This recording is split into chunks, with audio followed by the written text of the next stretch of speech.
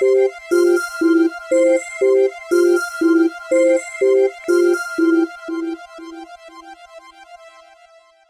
what are some things that you and I do during our shifts together? Me and Michael like to do play video games, talk about our families, and talk about how our day's been and that. So And anything else? We watch Power. You got me and into Power Rangers, yeah, and Power Rangers. We like to watch the Power Rangers. So, Bryce, tell me, with the NDIS, what kind of goals do you want to achieve? I want to end up living on my own. Eventually, go down to the men's shed, back to the men's shed. Play rugby, and find a Power Rangers club. So kind of meet like-minded people, similar hobbies, and be more confident with your independent living. Yeah. Yeah. Hey Michael, how's working in disability helped you working with me? Well, so my background, both my educational background and my lived-in background, I think have helped tremendously. The educational background speaks for itself. Doing a psychology degree, you over the years you just kind of get a sense for certain things. Notation, everything in psychology is very, very strict and specific on how you're supposed to conduct it, and that helps in any job such as this. And my lived-in background, because you have autism, mate, just like I do.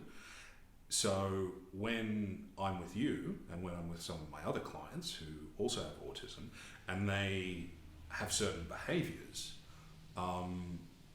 the shared background kind of helps the process of understanding, because I can look at that and go, hey, I used to do that. I kind of understand what's going on here. Yeah.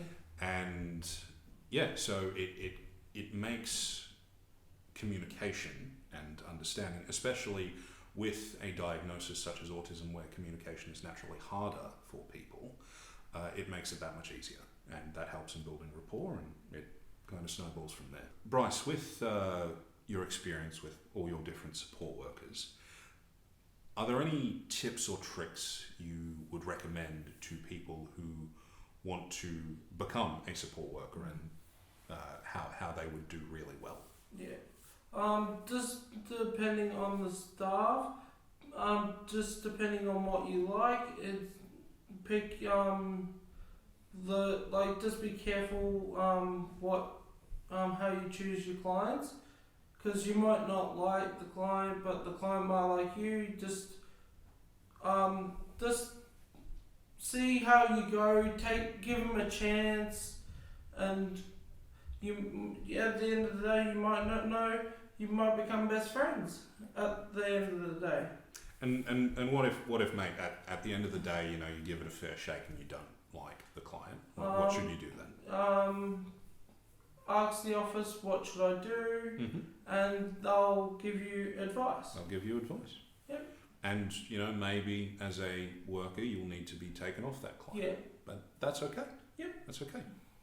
If you have any other inquiries about staff, if you ever need extra support, or you're having trouble with staff, always give the office a ring. Michael, do you have any tips and tricks for the staff? Well, the first thing I would definitely say is obviously treat your client with a tremendous amount of respect. And I don't just mean in terms of showing up saying hello, how you doing, but work to understand the client, work to really connect with the client, to build that rapport. And with that respect kind of comes an implicit statement of the worker affirming to the client, hey, you're important. Yeah. And that's something that a lot of people with mental health issues, being far less visible than physical disabilities, that's something that they lack. Yeah. So to hear from someone, hey, by the way, you're okay, we're going to get through this, means the world. And every support worker should strive to treat each and every client they have with that respect. The respect of, you're a person, you're not a diagnosis. Yeah.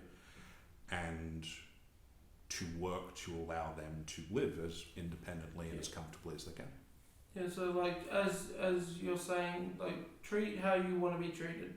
As you're treating them, Yeah, the golden rule. Yeah. I'm pretty sure. Yeah.